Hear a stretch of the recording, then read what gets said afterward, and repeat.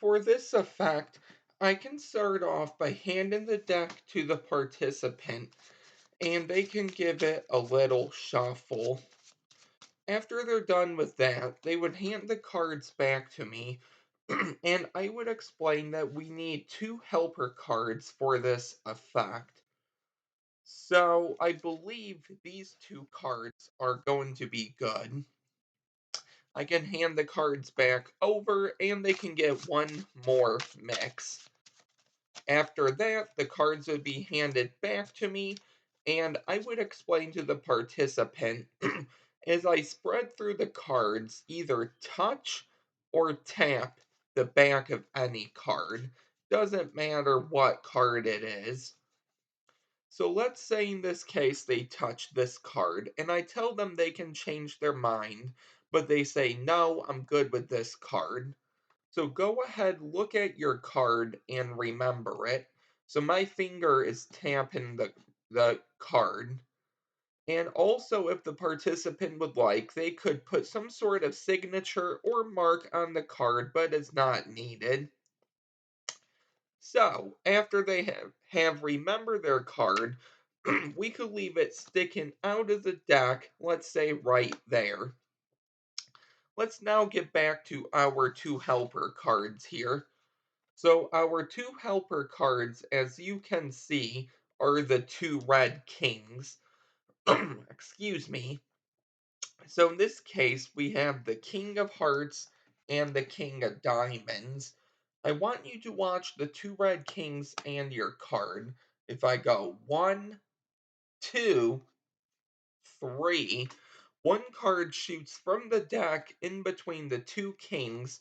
I hope that this is your card, the king, or actually the four of hearts.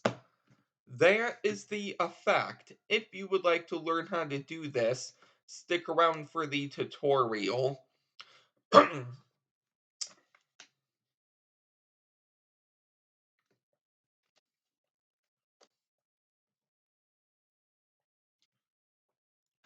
Before I get into the tutorial, the cards that I'm using are the Blue Tally Ho original circled back. I think I do have a deck review on these. If I do, that will be linked in the description. The second thing is about this effect. So this is an effect I put together.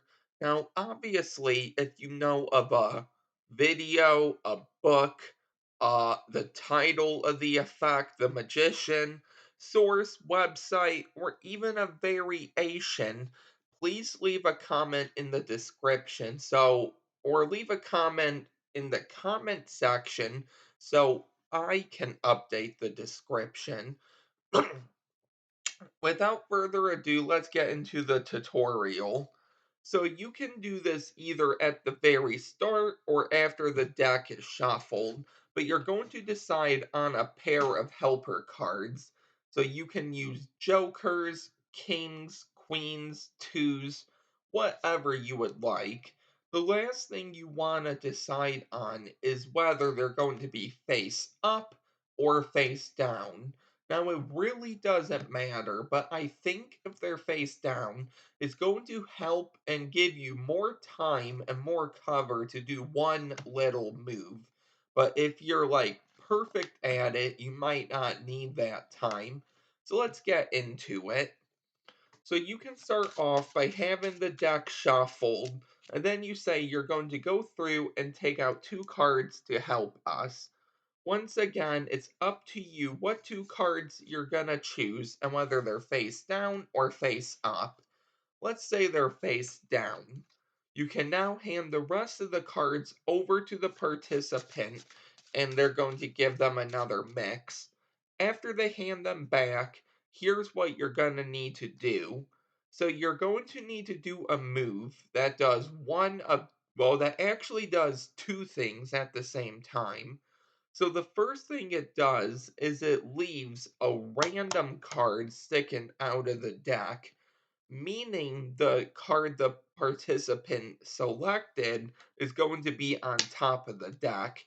So how can you do that? Well, there are two ways you can go about it. In the performance, I did the convincing control by Ed Marlowe. I'm not going to do a full tutorial. I already have one, which I will link in the description, but I will give you a quick walkthrough. At the end, I will show you one more way you can do it. So you're going to start by spreading through and you're going to have them touch a card. Now, you really want them to touch a card you haven't, pushed over into the upper spread. If they happen to touch a card in the upper spread, just put it back in the lower spread. It's going to help with the move. However, if they touch one in the upper spread, you're going to take all the cards above them and separate it. So just move your hands apart. And your fingers with the top spread should be able to contact this very bottom card and move it around quite easy. This is going to help with the move. Now, with the lower half, you're going to have it sort of in a mechanics grip, I believe this is called, and your thumb is going to be messing with the top card. So with the upper spread, my middle and ring mess with that very last card. With the lower spread, my thumb is going to mess with the top card. You're going to do these two things at once. So you're going to start to raise your hands, but you're going to push the two cards over, so they're going to be really touching each other right when you get about eye level, so you don't want them to see the cards, but right about here, I would say, you're going to push this top card, I'll call it, all the way over. You're going to pinch it with your thumb, so it's a double, and you're going to trap it against the upper half with your middle and ring and move that lower hand away. So now it looks like they selected the 10 of hearts. They did do that. However, in fact, you loaded a random card. Now, a more in-depth tutorial is in the description. I will go through that one more time. So you're going to touch a card. If they touch this one, just use your thumb to pull it back over into the lower half. If they touch this card, you're going to take all the cards above it, so these, and you're going to move them. Now you're going to notice your fingers here with the upper half can move this bottom card, and with this lower half, your thumb can move this top card. So you're going to move these cards out as far as you can, and you're going to start to raise your hand. When you get about here, okay, so when you're moving up, your fingers here are going to move this card over and you're going to continue coming up and you're going to finish squaring up and your thumb can trap it down for a double, meaning your fingers can then come over, grab it, and you can move your other hand out of the way. So that really is the move, okay? So let's go through this in real time. So they touch a card, let's say this one, I say okay, you have the 5 of diamonds. It doesn't have to be square. It helps if it does, but it doesn't have to be. So after that, they can sign it, doesn't matter. You're going to lower your hand down, and when you come over to this lower half, you're going to line it up with the rest of the cards. Your thumb is going to come down and apply pressure to the top, and with the upper half with your fingers, you're just going to lift them up out of the way and move. So now it thinks the 5 is on top, but the 3 is on top. So if we go through, we do the move, the Jack of Spades. When you move your hand down, you're going to come over like this, line up the double with the rest of the cards. Your thumb is going to apply pressure down, and you can move your hand out of the way. So the Jack is not on top. So if we go through that in real performance, and then we're going to continue with the effect, it's going to look like this. So you want the 2 of diamonds, okay, and perfect. So I did the move. So after you do the move, you say, okay, let's leave your card. It's not their card. Don't show it. Don't even flash it.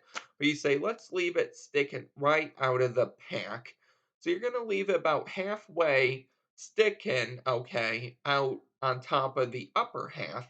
Take this lower half, put it on top, so it's almost like a double undercut. So now what you did was put a random card right sticking out and their selection on top. So the next move is to leave this card sticking out of the deck, but you need to catch a break below the top card. Now, a few ways you can do this is you can have the participant look at these two helper cards, and you can come over and riffle up one card, put your pinky in, and you have a break.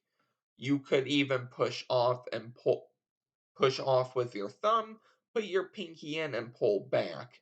You could even spread a few cards, put your index finger on this top card, lift up. Once everything is squared up with your fingers, put your pinky in and move that card back. Those are a few ideas. However, what I did was I picked up the card sort of like a double and I put them right in front of my hand with the deck. I spread them with my lower fingers as far as I can. I had them about lined up. If you have them sort of like this, it's going to be a little weird. They can see like everything pretty much. So you want them to be even, but spread as far as you can and put them in front. Now, if you do this at the right angle, so practice in a mirror, obviously I could see in the camera fine. You can now do your push. So right here, let's move my hand over. Your push off pinky break. You could do your pinky count, which is what I did. I will leave a link in the description. But once you have your break, you're going to turn these face up, put them on top of the deck, and now you're just going to lift up everything. So from this break, you're just going to lift up, and I lift up in sort of a biddle grip. So now with the two kings, I have the selection loaded underneath. So my middle ring pinky on top, thumb in the back. I like to keep my pinky in for this one move. You don't have to, I'll show you another move. But you're gonna use your other thumb to peel off the king, and then this is a double, so you're just gonna put it right on top, and then lift up from the break. One more way you could do that is push off the king, and when you come over this other king, use your thumb to push off this king, and then you can pick up everything. The last step is to readjust your grip. So how I do that is I come over with these two kings, but for this king of diamonds, it's a double. I'm going to leave it halfway off the deck and I'm going to pinch down with my thumb, meaning my other hand can come underneath. My four fingers are going to be contacting the selection and the one king, and my thumb is going to be pushing down the double on top. So you're going to be sort of in this grip. You could do it from the side too if that's easier. Just come over like this. But now you're going to do these two moves at once. So without flashing this random card, you're going to go one, two, and right on three, your index finger is going to push in this random card all the way, and your thumb with this king is just going to move the king up. You could move it back, but I like to move it up. Okay, so you can do what you can do whatever you want. But I go one, two, and on three, I push this card in, and at the same time, I move this king out. It looks like the card jumped in the deck and landed over here. So in real time, that's one, two, three, just like that. You can ask them their card, the two of diamonds, and there you go. So that is the original way you can go about this effect. Let me show you one more way you can do this. I'm not going to teach the move or do a little walkthrough because it is more difficult, but essentially it's the double lift, okay? Which I do have videos on. I will link in the description. So you're going to have your pair of cards off to the side, and you're going to do a double lift. So you could dribble the cards, which I will leave a link for. You could even have them touch a card. It doesn't matter. So let's say they call out stop. I'm gonna do a double lift and show them the card you stopped on is the three of spades. So I'm gonna turn it over. They could even sign it. It doesn't matter. You're gonna put what they think is the three in the middle of the deck. It's not, and you're all set. So you say, let's put your card in the middle of the deck. You know what? Actually, let's leave it sticking out some. And now you're set with that random card in the middle and that three on top. So now you just need to do the move with the kings, catch the break, and you are set. And that is the trick. So I hope you really enjoyed this effect. If you did, don't forget to like, comment, and subscribe. And I will see you next time with a new effect. Bye.